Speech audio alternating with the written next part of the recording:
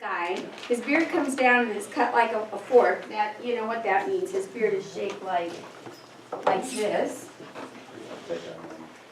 You know, here's his chin and here's his beard. So a forked beard. That's what it looks like. Yeah. Oh my. Kind of reminds you of one of the dwarfs, right? And must have been a style then. And so he's got that, and then he's got this beaver hat on. I kind of wondered if he had hair on top when I heard that. And then he talks. He knows his business. He talks the talk, but he's in debt. Yes. I forget, what exactly does he sell at his shop? It's not a shop. He's like a.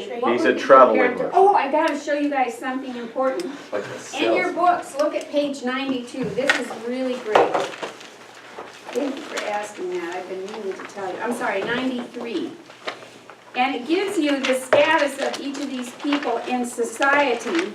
And the merchant's really, he's Upper class. well, no, he's upper class. He's a trader, it says. So he helps to manage trade deals. So he doesn't have an actual product. Sort of like if you have a person today who manages your money. He doesn't really sell a product, but he tells you invest here, invest there, do this deal. He was one of those sort of guys. And so he was a trader, and yet he didn't seem to be doing very well right at the time because, is he the one that was in debt? Yeah, he said how he never lost, he should be kept for easy costs. He was an expert at currency exchange. His wits to work. None knew he was in debt. He was so stately in negotiation, loan, bargain, and commercial obligation. So he helped people with loans and making bargains and all that sort of thing. Now, the fact that he was in debt might not mean his business was going badly. It might mean that he spent too much. We don't really know. But the other thing about his dress was, besides having this forked beard and a beaver hat, he had motley clothes. Now that would be pattern that was like the diamonds. Remember me telling you that? Yes. And each of these diamonds is a different color. Yeah. So it would be like orange and purple and green and yellow and quite a fabric, right? So imagine this guy with a beard like this and this pattern and this fur hat, and he is like your typical flashy salesman, right? Doesn't he make you think of that? You know, how you see those sales ads and they're wearing like a coat that has sequins on it and they're like, buy my car, you know, and you're just like, oh. So, huh? He also has buckled boots. And buckled boots. So if you have a lot of boots, I bet it's nice and shiny because he sounds like that sort of guy. What can you tell me about the friar? Interesting, to be sure. Okay, he had a special district that he was allowed to beg in, remember? What else can you tell me about him? He's witty. He is. He's witty. He makes people laugh. He's licensed by Pope. He's licensed by the Pope to beg in that area. What else does he claim he's allowed to do? But he shows no proof of it, obviously. What can he... Yes, Daniel. Hear confessions? Hear confessions, or so he says. Chaucer says he hears confessions, or he's licensed to hear confession, or so he says. With that, he doesn't show us any evidence. What else is interesting about this guy? I thought that he was clever. Yes, he seemed like a smooth operator, didn't he? Yes. What else? He took from the poor. Yeah, he did. Sophie. He was devious in like his plans. Like he made it seem like he was helping people, but he was really only doing it to gain things. Right. He sounded like your best friend if you had money. If you had money. Is that what you were going to say? Yeah. How were you going to say it? I was just going to say that social status mattered to him. Yes. Yes, it did. Why did it matter so much that the people he saw had money? Because Because he could, yes. He didn't feel like being associated with lower class. Right, because he wanted their money, he would say. anybody could be forgiven if they had a big enough gift, yes. I don't know if somebody said this, but he slept with many wives. Or like Concubines. Concubines. Yes, what did he always have to kind of gather the pretty girls around him? What did he keep in his hood? Oh, Pins. Pins for curls. Knick-knack. Pins for Hair curls. pins. Okay, and, let's see, where is it? Oh yeah, pocket knives. Yeah, little knives, which would be handy to have one on my keychain. And what was the other thing he had in there? Pins. Pins. Pins for hair? No, wait a minute, what was it? Pins Yeah. for curls, yeah. For curls. Yes, okay, so he had these little knickknacks in his hood, and he'd hand them out to the pretty girls, and apparently he handed out more than penknives, because he was very much in a hurry to arrange marriages for some of those pretty girls, who had babies about 9 months later. So he was, like we said, he was very sociable, fun, people liked him. What did he do as far as music? You play the harp. He was a crank organist. He played the hurdy-gurdy. And the hurdy-gurdy is like a crank organ. And so you didn't have to be really talented, but apparently he sang and, you know, he was, oh yeah, pins for curls and pocket knives, that's what Oh it yeah, was. he was the richest poor man around. Yes. Hurdy-gurdy, a stringed instrument played by cranking a wheel. Did he deal with the suffering in his district, like the lepers and the? Nope. No. No. No, he didn't. He didn't have time for them. And I think, did he dress nicely? He had a worsted wool cape or something that was really nice. Okay, how about the nun? Dainty. Dainty? What else? Tender-hearted. Oh, that mouse is dead. What else? She spoke French. Elle parle français. Très bien. Elle parle français, mais parle français de Paris, n'est-ce pas? What sort of French? Country French, not the Parisian French. Okay, what else? Friendly. She was friendly. And she was, Chaucer describes her as if he found her rather regal. She was tall and attractive. You know, he described her as being a pleasant woman. What else could she do well? Sing. Oh, that's right, she was a great singer. So, let's see, are we missing anything you need to know on the nun? Who else can tell me something about the nun? Oh, I can think of some things you haven't said. Big forehead. She had a broad forehead, which was considered attractive in that time, I believe. And what else? Her eyes? Her eyes weren't they gray, soft gray eyes? She had pendants on her, what do I call it, a suit? She had a necklace. Dress.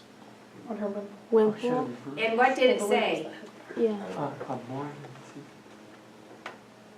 Love conquers all. Amor Vincent Armia, love conquers all. And she By had Sable. some escorts. Who were her escorts? 2 little dogs. By St. Louis. Yes, she loved to say by St. Louis. She had another nun with her and 3 priests and her 2 little dogs. So she wasn't traveling alone. She was in good company. Let's do the quiz on these characters. You know, like you're sort of getting to know the characters that we've already met. You're feeling comfortable with them. Well, that's good. So, have you noticed how these characters are described in a way when, if you really think about it, you can think of a person that's kind of like that. Or that you've seen in a movie like that. Or something. I mean, they're nice. They're pretty well-rounded characters, but they're really distinct types of people. And we're going to be having some fun with that later. But right now, let's just meet our new characters. The first one is a cleric. Now, the cleric in this time period is a student. It just means student.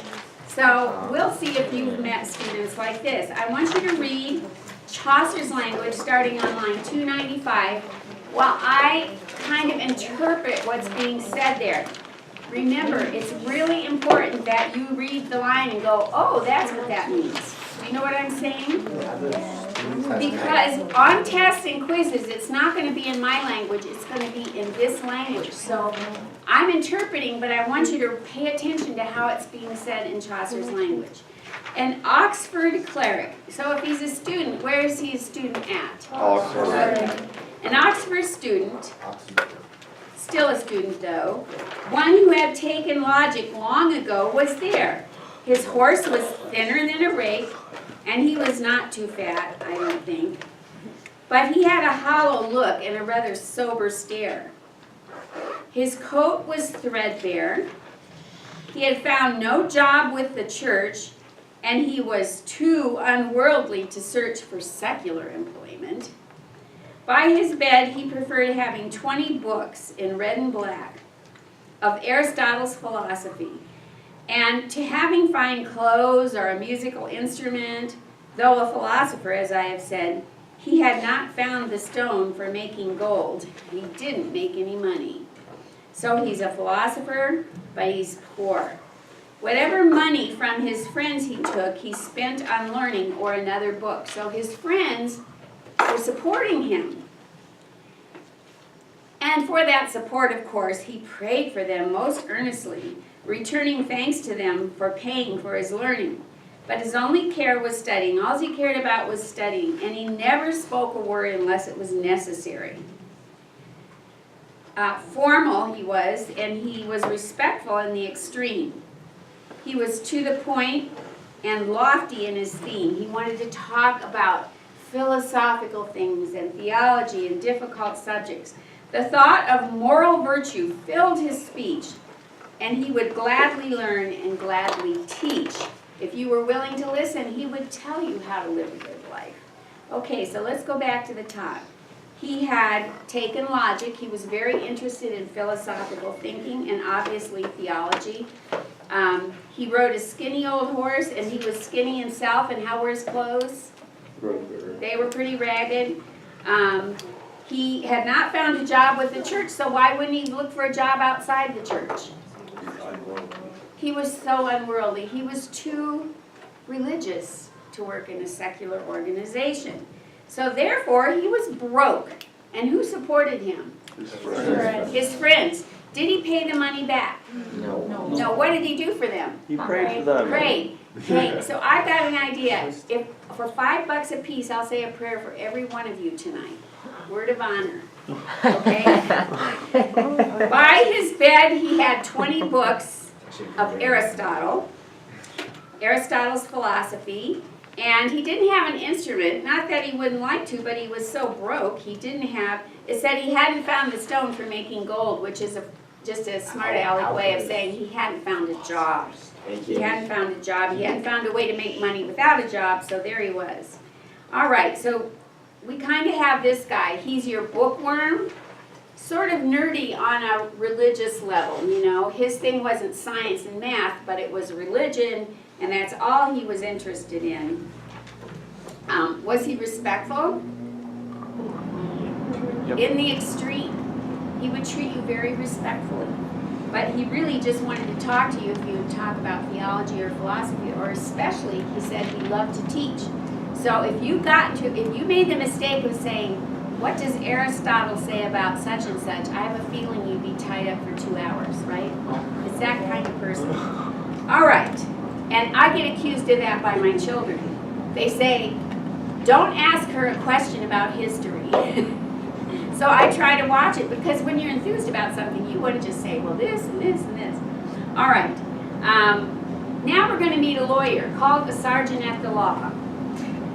The lawyer who paid his calls was wise. He paid his calls for his clients at St. Paul's. There also was of noted excellence. Okay, so let's go back. This lawyer paid his calls to people that lived in the St. Paul's area. And he was considered to be good at what he did. He was discreet, and he was a man to respect. Or so he seemed. His sayings were wise, so wise, he had often been a justice by letters of patent and full commission. So he had been a assigned to be a justice because he was so wise, or so he seemed. At least his sayings were wise. His fame and learning and his high position won him many a position or as a judge wearing a robe and the money to go with it. There was no such conveyancer as he. And sometimes they help you out here. What's a conveyancer? Draws up documents. Okay, so when you needed a legal document, he was trained to do it. All was fee simple to his strong digestion. Okay, so this is kind of interesting. Fee simple is unrestricted ownership, and it's a little bit confusing, but he's saying he would sign things for you, and what I think he's saying here is he would always do it to your favor. Not one conveyance could be called in question, so he was very detailed and very careful in his documents. Nowhere there was a man so busy as he, but he was less busy than he seemed to be. Have you ever known people like that? Think about it. I try not to say it. I'm busy. And when people call and ask me to do something, I want to say, oh, I'm so busy. Blah, blah, blah, blah. I have this, I have that. Students do it too. You know how someone gives you something and you moan, I have 2 tests to study for and this and this and this? You know, people, everybody's busy. Everybody's busy. It's better to say something like people call me to do something and I'll say, oh, I'm sorry, I already have an engagement that day. End of subject. I don't go into a big whine about how I'd love to do it, but I have so much on my plate because, you know, my life is so tough and I'm so busy. And, or the attitude, I'm so important that everybody wants me, which is what you get the feeling he's trying to act busy for. You know, no one was as busy as he. That means he said that. But he was less busy than he seemed to be. So he acted as if he was in such great demand, but he really wasn't. Does that make sense? How many of you, when you're given one more thing to do, let out a moan and groan? Yeah, you're busy, right? It's really important in this day, in this age, in this society that we remember everybody's busy. So when we start whining about how busy we are, they're there thinking, you think I'm not busy?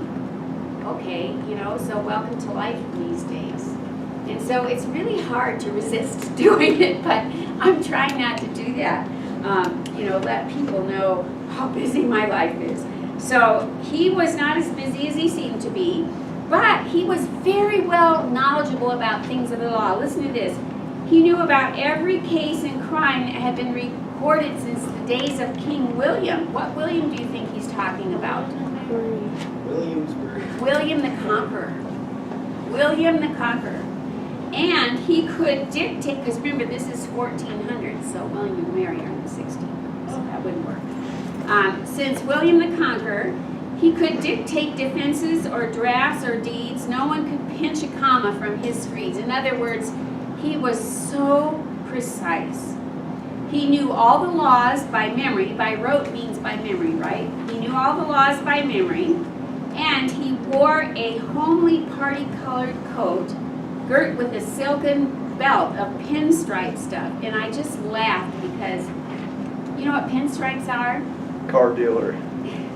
No. In court, they always say a lawyer's in a pinstripe suit, right? That's just kind of the standard suit. It's a dark suit that has a real tiny, almost invisible little white line through it. Those are called pinstripes. So if you go shopping for a suit for a man, you'll see them. They always have pinstripe suits. They're dark. Do you know what fabric I'm talking about? Dark, but there's a little white line about every inch or 3/4 of an inch that you can barely see.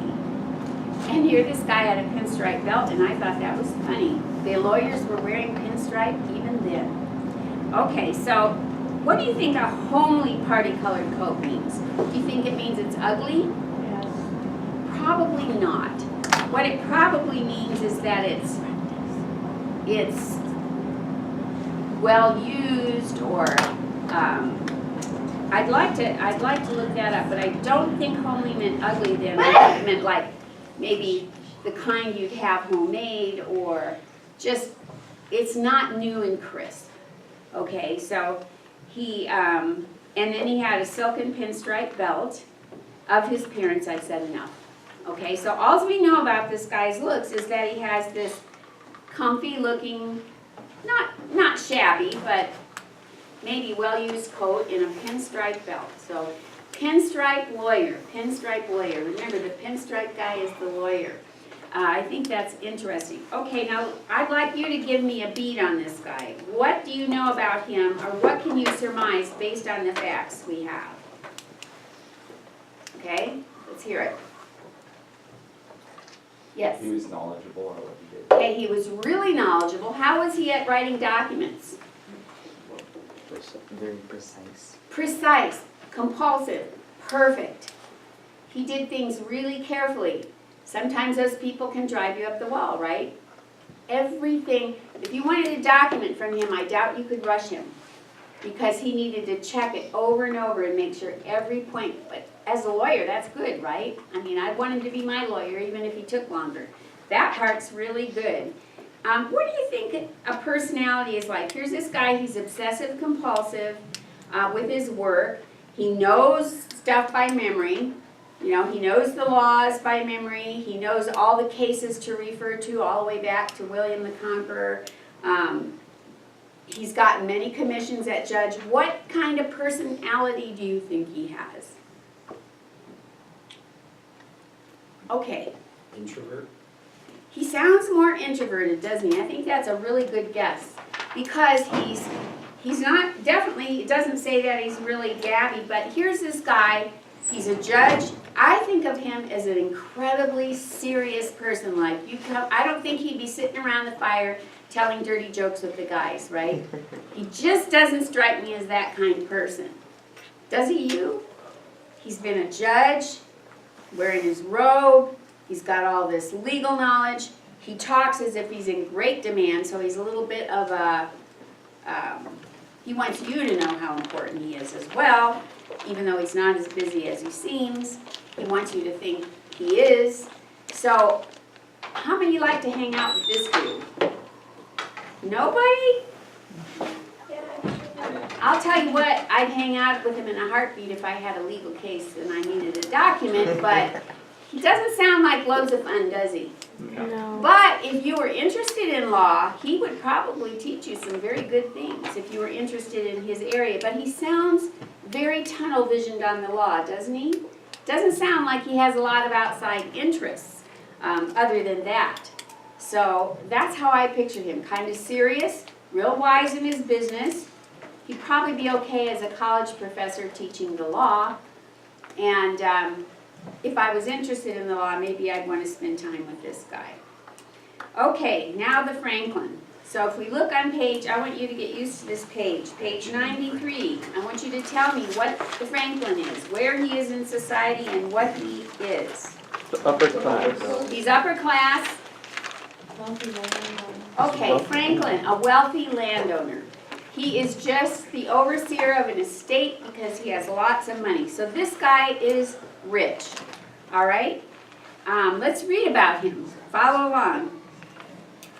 The Franklin was with the lawyer, it appeared.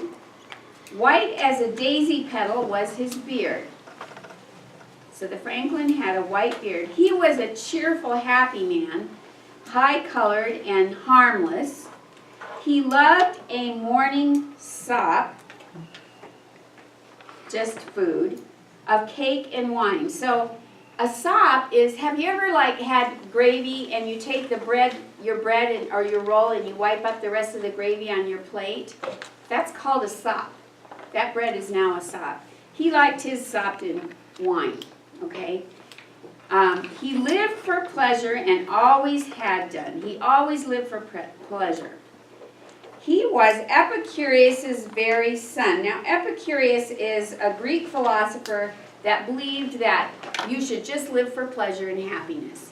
You should not worry about anything else. This was it, life was it, and so, you know, live for pleasure, live for happiness, live for the right now. So Epicurus would have eaten lots of good food because he lived for right now, and so does this guy. It says he was like Epicurus' son. He was so pleasure-seeking. In whose opinion, in Epicurus's opinion, sensual delight was the one truth in sight. As he noted in St. Julian, was for bounty, and St. Julian down here says patron saint of hospitality. As noted as the saint of hospitality, he was for generosity, bounty, and he made his household free to all in the country. Anybody could come and visit him. He had plenty of bread and ale, the finest wines, and no one had a better stock of wine than he did. His house was never short of baked meat pies, fish, and other kinds of meats. And in these supplies, it positively snowed with meat and drink and all the dainties that a man could think of. According to the season of the year, changes of dishes were ordered to appear. He kept fat partridges in coops so that they could be used for food. Many a bream and pike were in his pond. His pond was full of fish, so they could be used for food. Woe to the cook whose sauces had no sting or who was unprepared in anything. He only hired the very best cooks who could make the most delicious sauces for food. And in his hall, a table stood all set up and ready for eating all day long, with the silverware and the plates all laid out. As justice of the sessions, so he was a justice at the court, as justice of the sessions, none stood higher. He often had been member for the shire, and down here it says parliamentary representative for his county. So he'd often been the parliamentary representative for his county. A dagger and a little purse of silk hung at his girdle or his belt, white as morning milk. As sheriff, he checked audit every entry. So he was also sheriff in his county, and he would go over the books. He was a model among the landed gentry. Okay, so go back up to the top with me and let's look at it. In Chaucer's language, there was a Franklin with him. Who's him? The lawyer. It appeared. White as a daisy petal was his beard. Whose beard? The Franklin's. A sanguine man. What's sanguine mean? Happy and joyous. Cheerful, happy, outgoing, high-colored, kind of rosy-cheeked, and benign, harmless. Okay? He loved a morning sop of cake and wine. So he liked to start his day with bread and wine. He lived for pleasure. He had always lived for pleasure. For he was Epicurus' very son, in whose opinion sensual delight was the one true felicity in sight. What does that mean? Oh, come on. I just told you. Sex was his only happiness. Well, sensual delight can include more than that, too. Eating. That was Yeah, what pops up in your head. So, he has, his opinion is live for sensual delight, whatever that might be. Bodily, eating, sleeping. Okay, and who taught to live that way? his dad. Well, Epicurus isn't really his dad. He was an ancient Greek philosopher. They're just saying it's just like he's Epicurus' son. He's so Epicurean. Okay? And so when I say, if I would say you're the devil's son, what would I mean? You're evil. I would mean you're like the devil. You're not really his son, but that's the same word. He's Epicurus' son, means he's very pleasure-seeking. He was as noted as St. Julian. So he was as respected for his hospitality as the saint of hospitality. What was his house like? What did he have as the centerpiece of his house? What part do we know about? The table. And it was always set and full of food. Was the food always the same? No. It changed with whatever was good that season. So as the seasons passed, the table changed. How many would like to hang out with this guy? Yeah. Show up at his house, beautiful table, lots to eat, comfortable, rich surroundings. Sounds great, right? So this is our party guy, all right? The Franklin. Now, it's interesting that it seemed like he was with the lawyer. Do they seem very much alike? They're complete opposites. They're complete opposites. How would you imagine there might be a connection between the Franklin and the lawyer? Patrick. The Franklin was also Parliament. He was, yes, and why might the Epicurean have kept this lawyer around? For legal case. Protect them from being sued or something. Okay, he managed a big estate, so he was going to have documents and deals and he can't stay rich without his estate doing something to make money. Maybe he has produce grown on his estate that he sells, I don't know. But it's doubtful that he has enough money to stay rich forever without some kind of business transactions going on, some way that he's using his money to increase it. And for that, who would be better than that lawyer who's so precise and so careful? That's the only way I can think of them being connected. Can you think of them being buddies by personality? No. It doesn't seem that way, even though the lawyer might quietly enjoy all this extravagance of his friend. I don't think he'd admit it. Do you know what I mean? Okay, so here we have the lawyer in the frame home. All right, you've met lots of people. You got to hang with me. We're going to meet one. Let's see, we're going to go. Oh yeah, this is a group. We're going to just talk quickly about this group.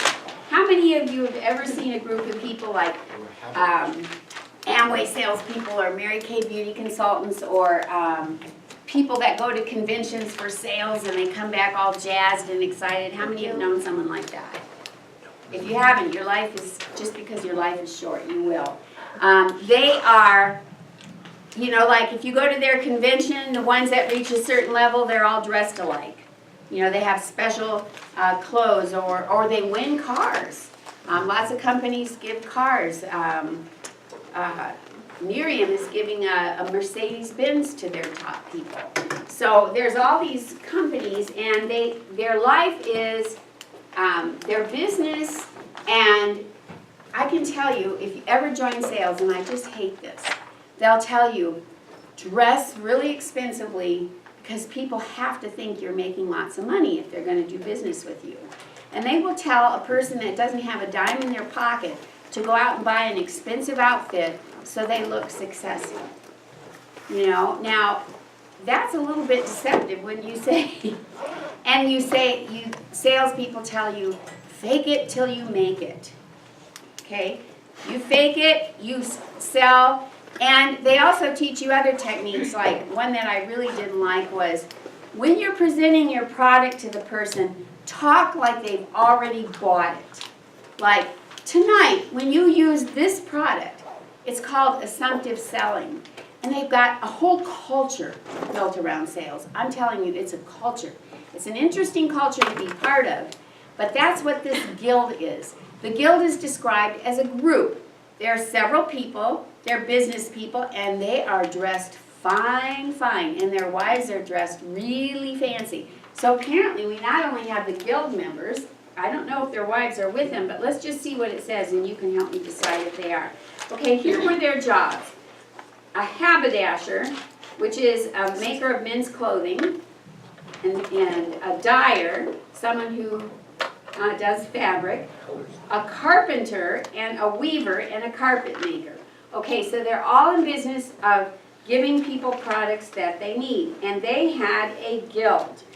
So they were all connected through this one guild. That means that in their town, you could not do these occupations unless you were a member of that guild, so that there wouldn't be competition against you. Among our ranks, all in the livery of one impressive guild fraternity. Okay, so they're all dressed the same. How interesting. They were so trim and fresh, and their gear would pass for brand new.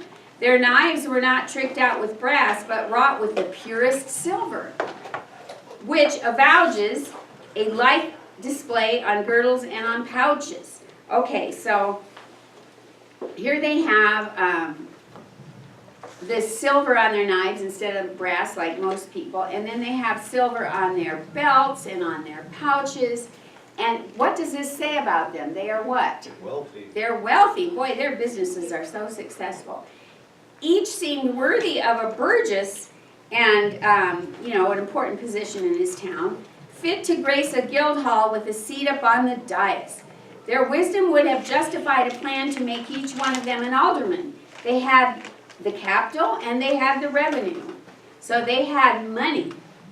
And besides, their wives declared it was their due, and if they did not think so, then they ought to be called madam is a glorious thought. So the wives, I don't think maybe the wives were with him, but he's saying that their wives were pushing them to get ahead, you know, because they wanted to be called madam. So their wives were very upward mobility motivated. What's a simpler way to say that? Their wives were very, what am I trying to say? They were pushy, they wanted the money, they wanted the status. Gold digger. Yeah, gold diggers, okay. So they wanted to be called madam, and they wanted to go to church and be seen and be noticed. Having their mantle carried like a queen. They wanted a servant to carry their cape so it wouldn't drag on the ground. They wanted to look important, they wanted to be noticed, and their ticket to this was their husband's businesses. And so, and if you don't think you should be rich, you ought to think you should be rich. Look what it says. It says here that they thought, where is that part? Oh yeah. Besides, their wives declared it was their due. They should be rich. They should have status. And if they didn't think so, then they ought to. So the wives were pushy. This is the guild. We see them as a member, even though it tells us they're different jobs in the guild. And then we have the cook. Look how short that is, one paragraph. But tell me a little bit, the guild is, I'll just tell you, the cook, he's really good at cooking chicken. He can taste any wine and tell you what it is. And you need to read the skipper on your own. We'll have a quiz on this.